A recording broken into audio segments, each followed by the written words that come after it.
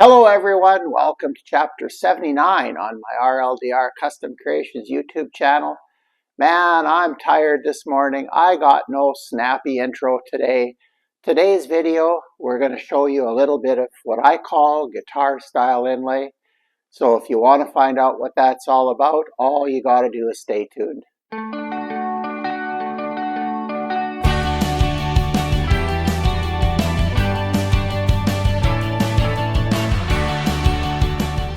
Well, I can hear the questions already. What is guitar style inlay? Well, it's maybe a phrase that I use because I work a lot with wood turners. And doing inlay for wood turners is something completely different than inlay if you're working on, say, a guitar, peg head, or fretboard, or body, whatever you decide to do. It's a radically different process. Now, I have done a project many years ago where I used typical mother of pearl style inlay on actually a bowl-shaped jewelry box. That was a challenge. And maybe I'll show you pictures of that at some future date. But the inlay, pardon me, the turners that I know, inlay for them usually means mixing some epoxy or putting wire in a groove, things of that nature. Whereas a guitar style inlay, well, I'm going to be using white mother of pearl today. So you've got small pieces of relatively thin, I believe this is 50 thousandths thick, mother of pearl, and you cut it out with a jeweler's saw. You can't see the blade in there because it is really fine. And you inlay it in, this is a mock guitar fretboard. One of the things that the club that I'm in this year is doing, they're making a little bit of a change. They'd like everybody to wear name tags. So I'm going to put my name in here, and then we're going to put a fret there and a fret there, and maybe a couple inlay dots in here yet, and make it look like a little guitar fretboard. On this channel, I've talked a bit about guitar work. I haven't done any yet on the channel. It is coming, but I've been so busy with other things that I have not had time. So 2 videos a week is also a real challenge. But anyway, so today that's what I'm going to be doing. I've already got my letters. Thank goodness my name is only 4 letters long. But so I have, and I could get it just on 2 small pieces, and I'm just going to bring them close here so you can see them, hopefully. So that's stuck onto the shell. Maybe I'm a little close. And I'm going to cut that out with a jeweler's saw. So that's going to be the first thing I'm going to do. And this is a lot of fun to do. This is the kind of work that I used to sit down on a Sunday afternoon and turn on some tunes and just forget about everything else. And that's kind of the zone I need to be in when I do this. You need to be careful. This is fairly fussy work, but not beyond the realm that anybody can do. If you make some mistakes, especially in a dark wood like ebony, well, you take some dust and you use some super glue and you fill it and sand it out, and chances are nobody will ever know. Obviously, darker woods are better for doing inlay, especially if you're learning. Pick something dark. Ebony works really good. It's expensive. I had students doing this in walnut, worked okay. But the darker the wood, the better it is, because if you do make a mistake and you have to do a little bit of filling, this is easier to get away with it. So anyway, I'm going to get set up here, and I'm going to bring you back at that stage. Well, we're back. This is not going to be the definitive guide on doing inlay. Again, if you'd like me to show you the complete procedure in depth, maybe leave a little note in the comments. As I said in the previous part of this video, this can be a little intimidating at first. I remember thinking of this when I was actually doing it, and pat myself on the back. 20 years ago, I was actually pretty good at this. but it's been a long time. The eyesight isn't what it used to be.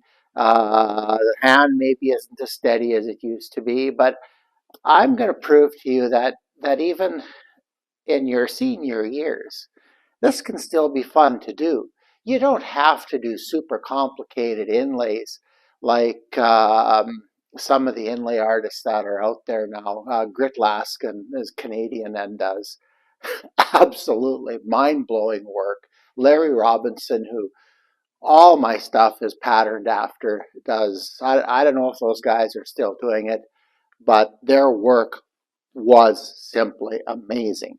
So anyway, I'm going to show you a couple of the tools I'm going to use today. First of all, start with the specs. Yeah, these are readers. I think these are 2-power readers. I use them for welding. They work good inside the helmet. They work like a cheater lens. That's another thing we'll talk about when we do a welding video, which will come again. Um, Jeweler's saw. I like this Olsen jeweler's saw. It's made in Germany. The Germans tend to over-engineer everything. It's a simple saw, lightweight. It's a 4-inch. I think it's classified as a 4-inch, and it's just comfortable for me. I have a 6-inch version of this saw, a little bit more weight on the back, not quite the balance I like, but I like this saw. For cutting, I've really liked these dagger blades. And a number of years ago, there was a group of us in the Saskatchewan Woodworkers Guild that were cutting inlay one Friday evening a month, one Friday evening a month, and we'd alternate to different shops. So I hosted at the school a few times, and other people hosted. A lot of times it was just to get together and eat donuts, but we had fun. It was a good social time as well. But we had a young fellow in our group back then, and well, he's still young compared to me. But Daniel had time, and he would go online and he would look for things and he would order things. And a lot of the blades and stuff that we were all using came from something that he'd found on the internet. And these daggers, I forget where I was buying them. These might have been on Amazon already. I tried these are on Amazon about 5-6 years ago, GSP blades. They're made in India. These are made in Switzerland. So again, I think the quality is probably a little better on these. And these are 2-0 blades, or 2-aught, however you say it. But I've found them to be quite good. And what we're cutting today, as I said already, we are cutting mother of pearl. So basically shell. Now I've bought shell for a long time, and I understand it's much harder to buy now since legislation has made it harder to come by, and crossing borders is tough and all that stuff. Man-made materials are very common now for doing inlay, like reconstituted stone and things like that. I haven't used that a whole lot yet. For this one, I'm not ever going to go anywhere with this name tag, so I'm going to use this white mother of pearl, which absolutely pops on an ebony background. So that's what I'm going to do. And to start the process, what I did is I went to my computer and I just went into Word, looked at the different fonts, and picked a font that I thought would fit in and not be too ridiculous to cut. So I'm just going to cut a little bit. This would take too long and it would be kind of boring to do it all on video. But I've got the G over here, and that I got to drill a hole for and do some fancy stuff. But the L here is really, really a simple cut. So that's what I'm going to show you. And you'll notice I have this, I call them V blocks. It's basically a cutting board. And I've got a cutout here and a couple of different cutouts. I made mine out of acrylic, but I have student I have enough to do inlay with 5 or 6 students, and I used, I think, Baltic birch, and it works just fine. But I thought this was cool, so.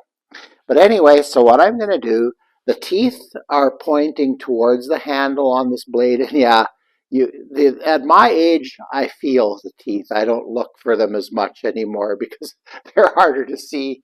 But, and this chair is a bit high. I would prefer to be a little lower because I don't like to bend over like that. And I'm going to hold it with my fingers, and I'm going to hold the saw straight up and down.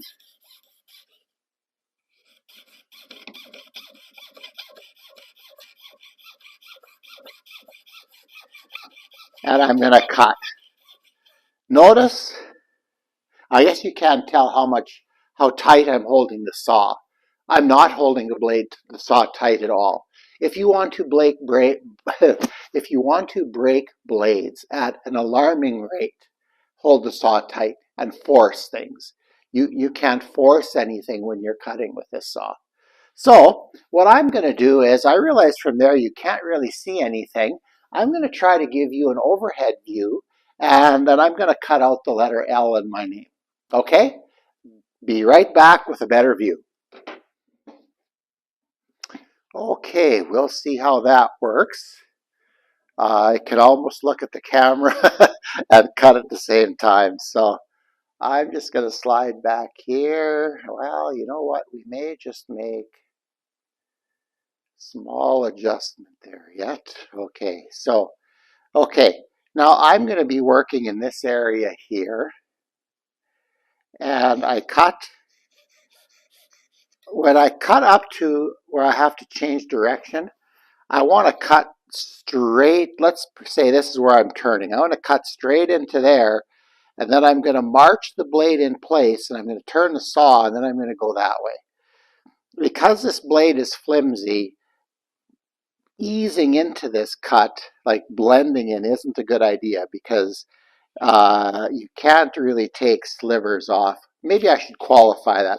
I can't. So I'm going to turn this way, and between rotating the shell and my saw, well, I've got you guys in a good position. You're going to see when I go off the line.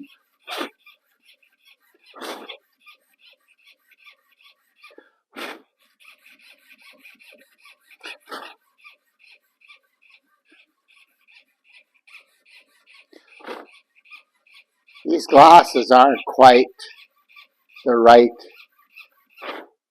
uh, they don't have quite the right focal point for me.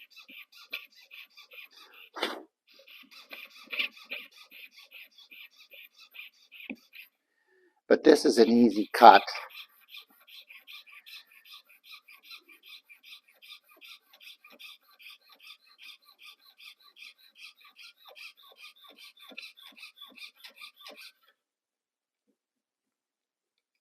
Okay, and learning to use your fingers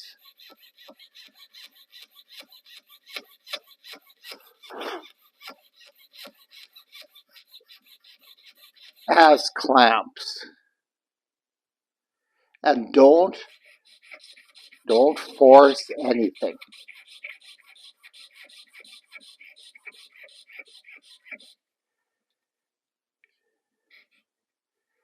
Always gentle. Okay, I'm not quite there yet.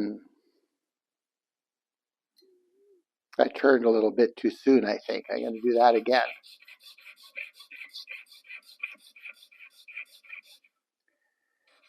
There we go.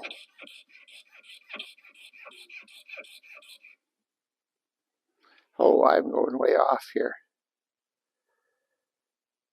Okay, I'm not liking that. I'm going to have to compensate for that on the other side. It's too late now.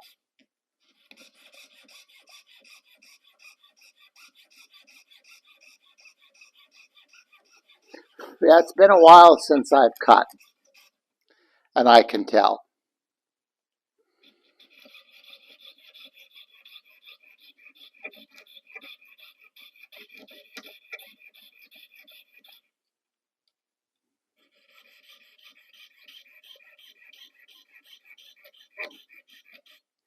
In the end, I don't think anybody will notice it, but okay, now my blade is kind of stuck. And if I just force it,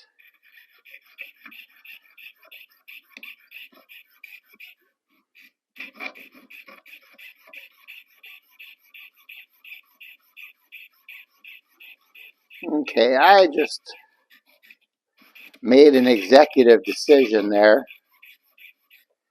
Okay, now we're back on the straightaway again.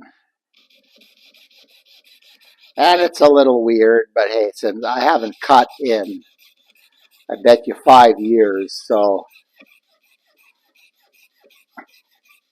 and I didn't practice at all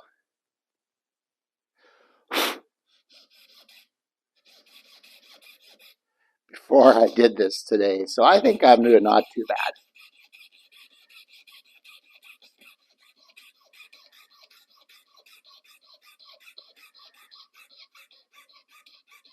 I just have my V block clamped onto the table, and it's a little flexible, which is also not good.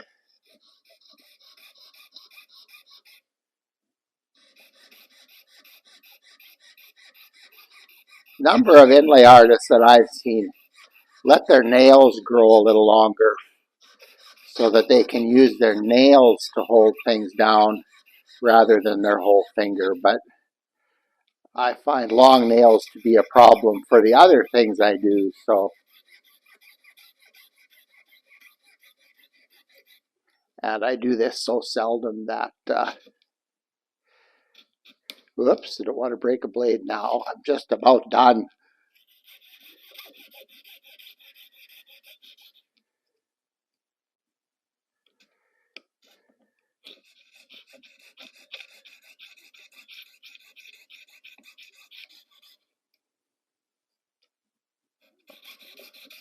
Come on.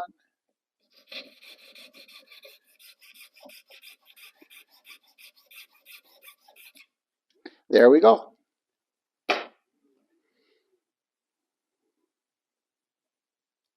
There it is. There's the L. Now it's black on there because the pattern is still on. But when I set this into the wood and I sand everything flat and everything, yeah, the paper will come off. Um, and I just used, here, I used this Tester's model cement, but I should not have done that. I could have just super glued this on. I got a little confused last night when I was working. This is what's going to attach it to this. Where, oh boy, that's another thing you really have to watch.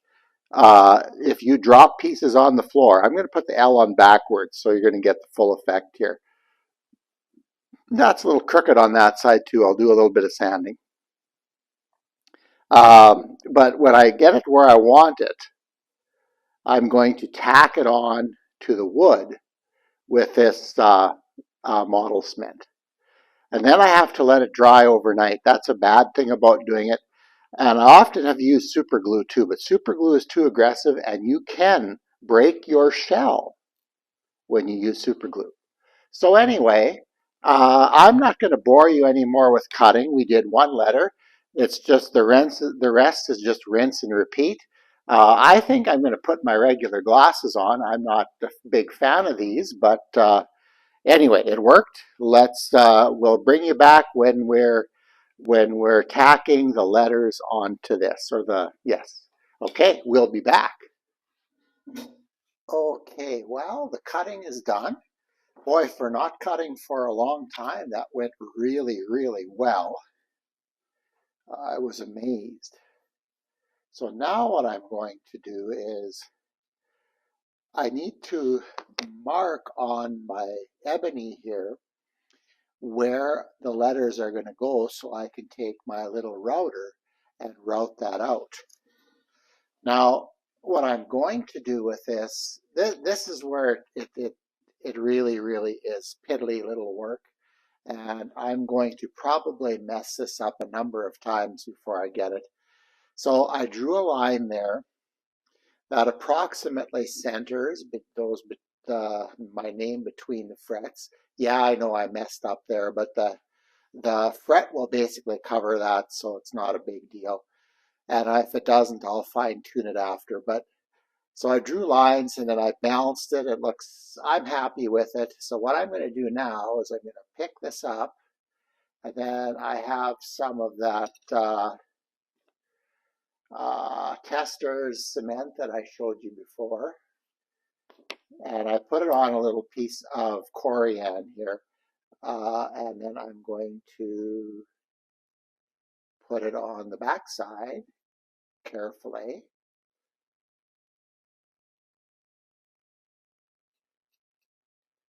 I don't want to use too much, but then if you use too little and things move, that's not good either. So I have in the past, when I was in my glory days of doing this. Whoops, see, now I'm going to mess it all over the place.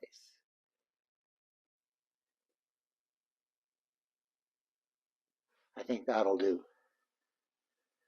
I'm just going to press it down to make sure, and of course I move it. Yeah.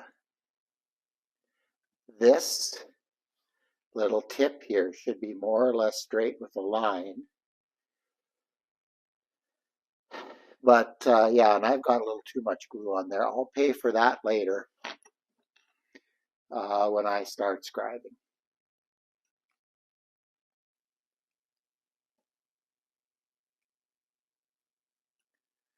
There, that should do. And you need all kinds of tweezers and things. I'm trying to give you a better look here, but I think I'm just being in the way.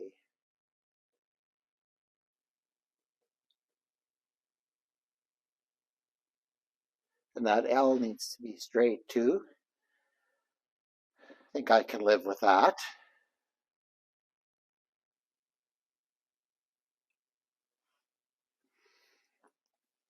This is where a lot of people don't like this art form because it is fiddly picky work.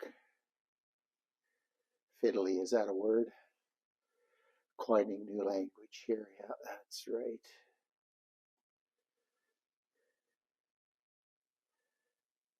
I'll maybe adjust a little bit when I have glue on all of them.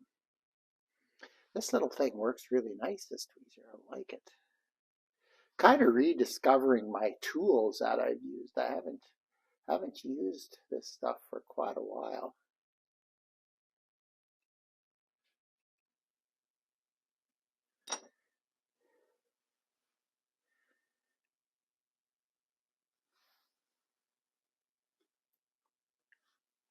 Okay, now we're just going to push. Did I move you? Yeah, that's okay.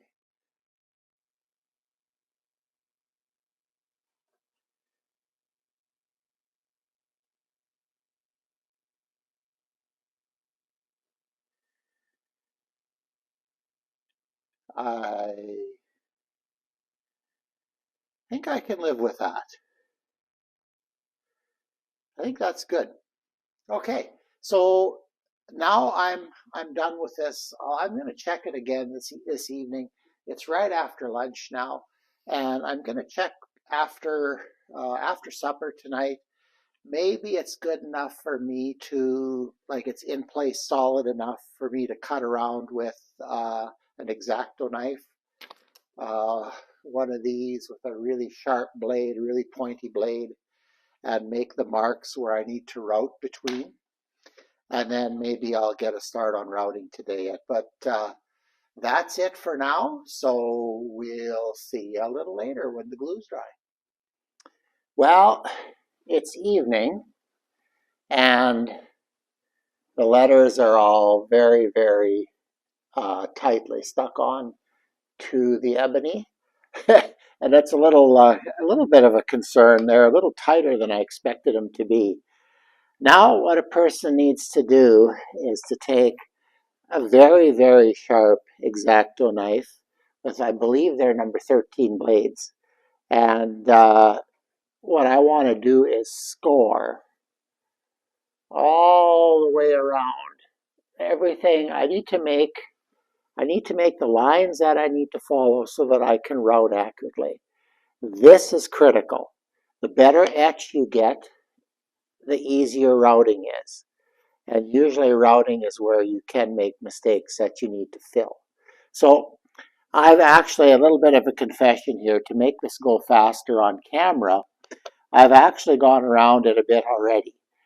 But I had a new blade when I started, and for what I'm going to do on camera, come on, there we go.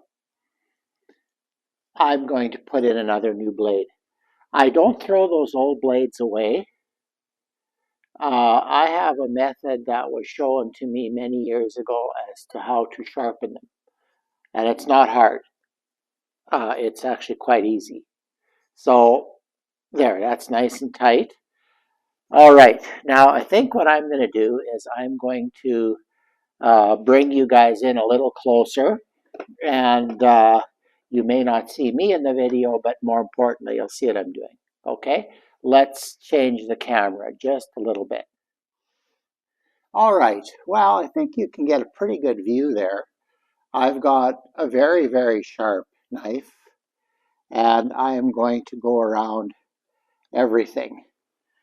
Again, I have gone around everything once, and I did that for the sake of video, but I would normally go around this at least 2 times. In my opinion, the quality of the etch determines the quality of your inlay. Okay, so what I want to do is I want to ride the knife against the edge, and you want to be calm and very much in your happy place when you're doing this, because mind you, if you do slip with the knife and you say make a rut across someplace else, that usually can be sanded out. But it's nice not to create extra work for yourself. Okay, so now I've done from there to there, and I try to pull. I think I just broke the tip of my knife. I try to pull towards me, and my hand is on the table, so really I'm limited to this movement. Okay, now it's important to remember where you've been, because this is hard to see. For the most part, it feels pretty good, because I can feel that I'm catching the first etch that I did. Okay, so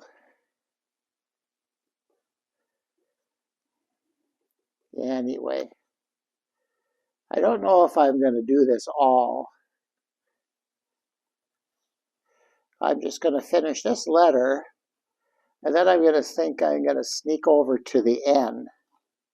I should have started there and just done one letter, because once you get this, you get this. I don't need to do it all. Okay, and then inside is always a little tougher.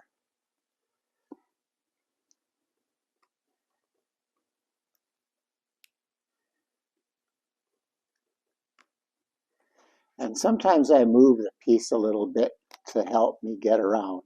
Some people use kind of an awl for this. I have a very, very sharp an awl for doing this, for marking, but I don't like it because the knife cuts,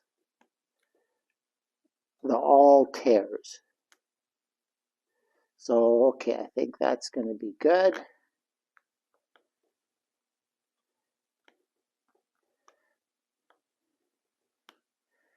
As good a job as I think I'm doing, it's not going to be perfect.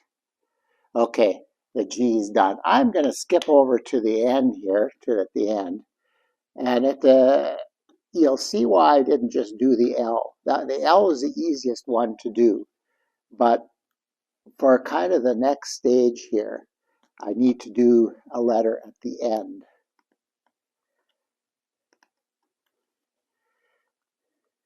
I get to scare myself. Okay. That is one thing that has drawn me to this. I like doing work that I view as fussy and picky. And some people would say this definitely is. I've had people that are scared to try it because they think it's too difficult. And unfortunately, usually the inlays that you see are the ones that are done. So they're sanded and polished and filled, and all the defects are masked or hidden, or, whereas, one other technique I use, if I have a sharp corner, I just take the tip. Oops, okay, there was my knife. Okay, what I would do to sharpen this, I have a carving sharpening setup with two MDF wheels that run on a belt and a small motor. And I would take this to the 400 grit wet dry paper I have on it, and I would grind the back and then just use a leather stroke to clean up. And they are really, really sharp when that's done. Okay, I think that N is good. Now comes the scary part. I have to take the letters off of there without breaking them. And this is where you want to be super careful. Boy, that came off easy. I can't believe it. Okay, we're going to set that aside. Oh, look at that. That etch is perfect. Holy mackerel. Now if I mess up the routing, there's no excuse for it. So this tester's cement that I put this on with, I put it on about noon. And it's 8 o'clock now in the evening. So that did really well. And just using a little bit on the back really, really worked super duper. So I'm going to finish etching and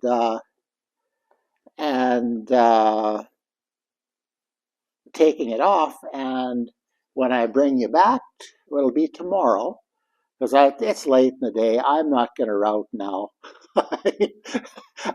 That's the other thing. If you're not 100%, wait till you are. Wait till you're, I'm tired today. Today was a long day. I'm just going to leave it sit overnight, and I'm going to come back and set up the router and do that tomorrow morning. So we'll see you tomorrow. All right, it's the next day. Try to get as much light as possible set up here. Oops, gonna bump the camera here, try to sit down. Hopefully it's gonna work.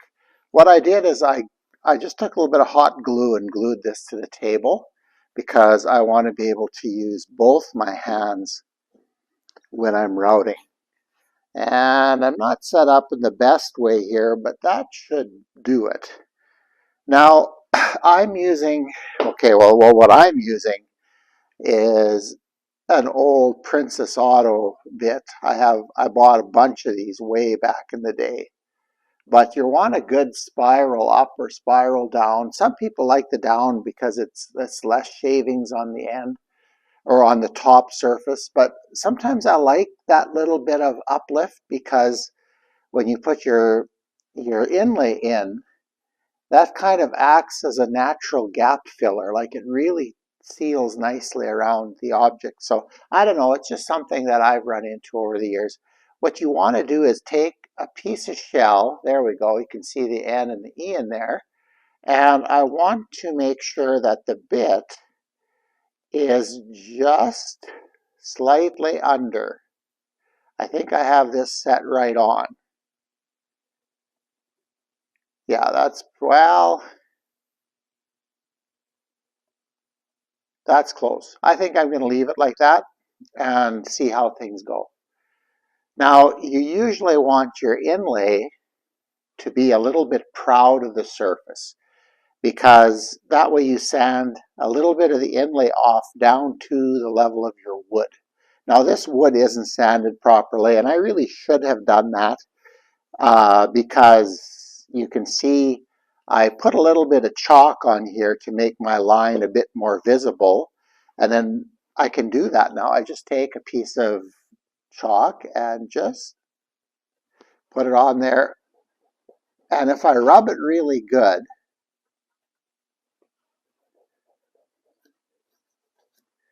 that's actually pretty decent. Sight, in my opinion, sight is everything, especially now that I'm in my senior years and my eyesight isn't as good as it used to be.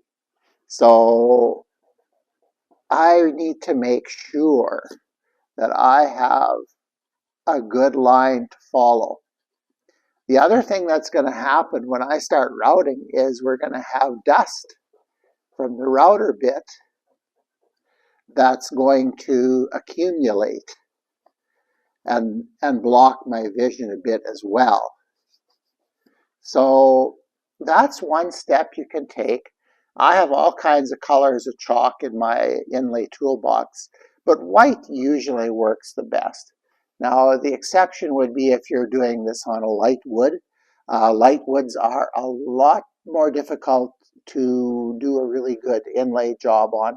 I would not recommend starting with, say, your first inlay with maple or something to that effect, because yeah, it can be challenging.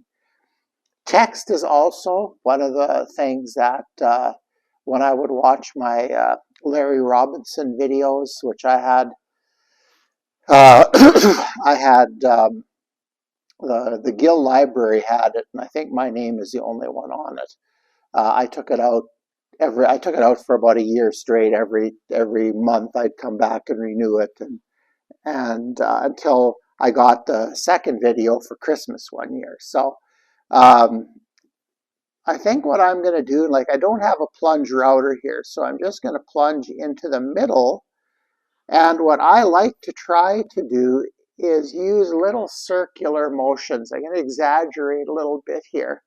And I want to come up to the line but not touch it, because I'm hoping that my etch is good enough that when I get close, it's just going to fall in. So I've talked enough. Let's fire this up and get going. This is just the Dremel and flex shaft. And where's the switch? Oh, I got to turn this around. There we go. It makes noise too.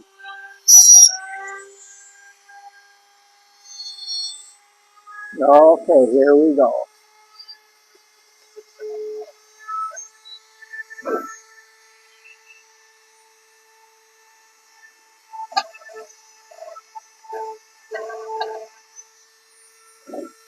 A little vacuum cleaner would be very nice.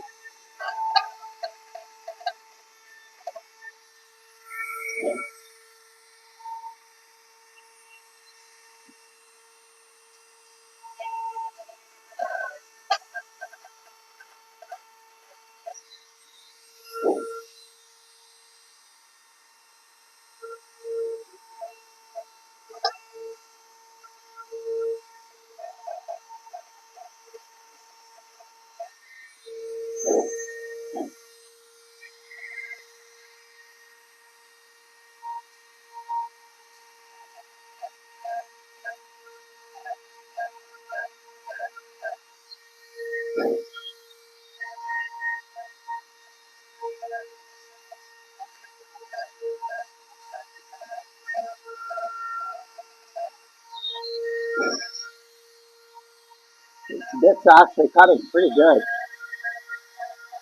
Okay, now I gotta look.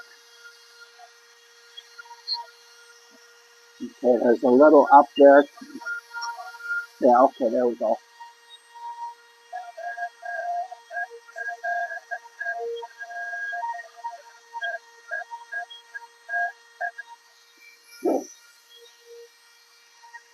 Okay, you gotta watch these little pieces here.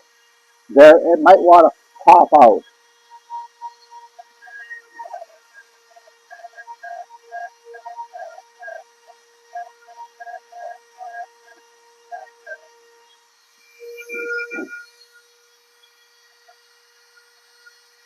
I'm not going to start checking just yet.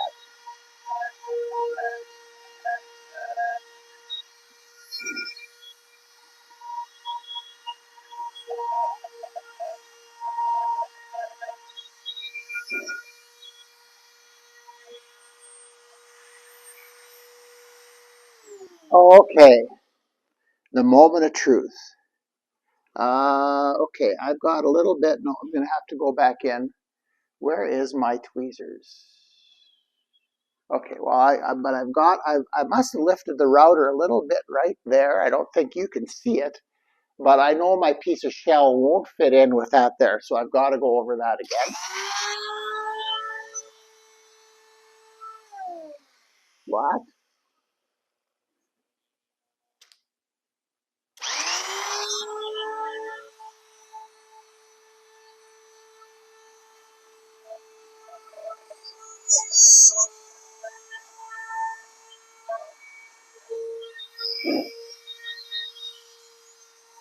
I'm just going to make sure I get the depth.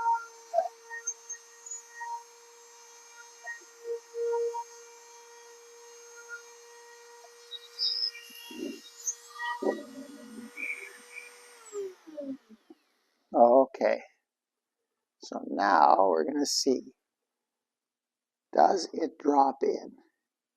You cannot force this. If you force this, you will break the shell. There we go.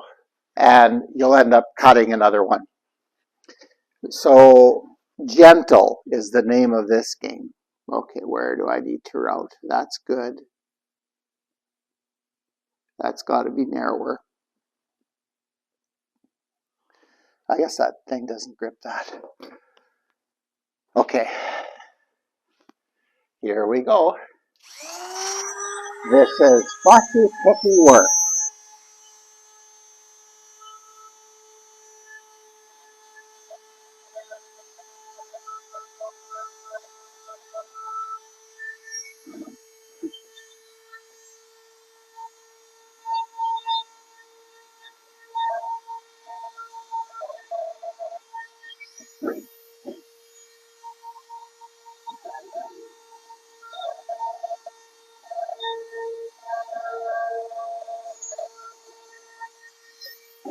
Breaking my own rules here.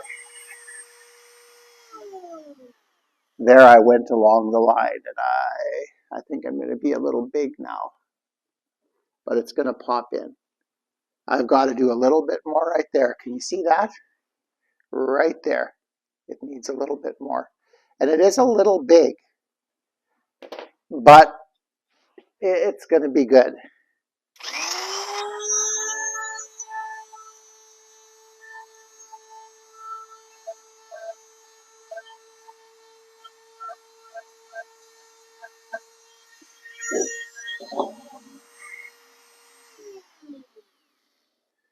Okay, let's drop it in.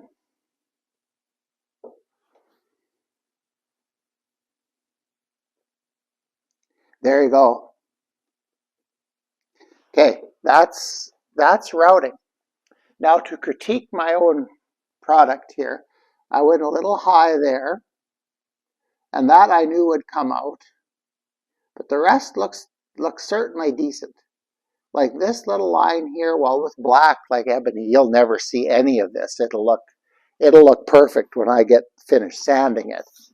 So if an old guy like me can make these tools, which they are pretty much all homemade, my little router base here, this is a copy of Larry Robinson. He was a heavy influence in my early years of doing inlay.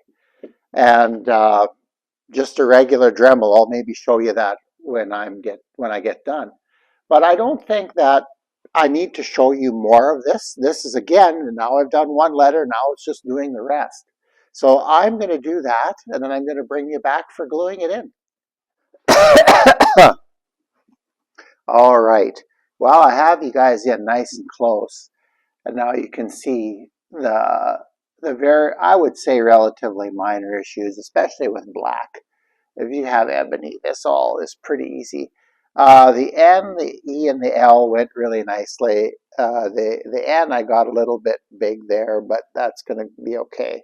I took these little dots out because they're so fragile, and the black will clean them out nicely. Well, I mean the black will fill, the sawdust will fill it nicely. The G is where I messed up a little bit. It's a little bit of a gap here and a gap there. And then this broke out. But I think what I did is I had the letter, when I was test fitting it, I had it too far that way on top.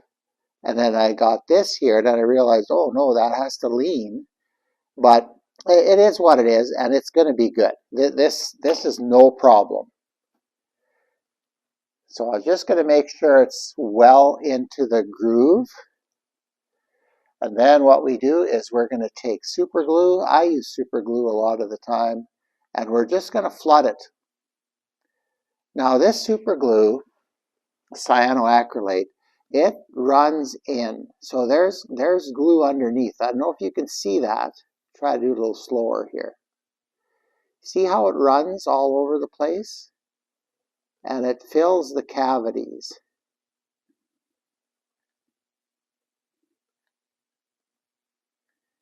I just want to make sure I get it everywhere. That little white there is going to be a problem. I'll have to pick that out.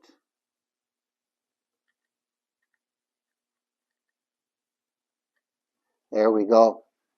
Okay, now that we're going to let that dry.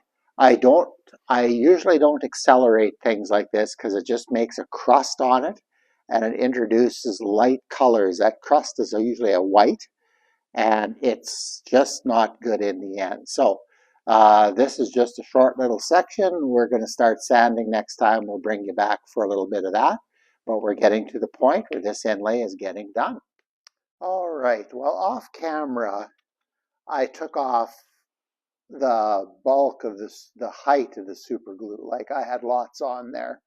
So, and I went right down to 60 grit paper and started cleaning it up. Now I'm using a Corian, here let's get the text right, a Corian sanding block that I made years ago because I have buckets of Corian and I just started using it up.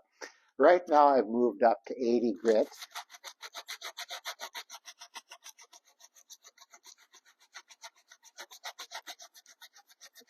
And this is the process. Like I'm not going to show you all of it. But basically what you're after is getting, I got to get everything the same color. So there's still paper on the E and the L, and there's a little bit down here as well.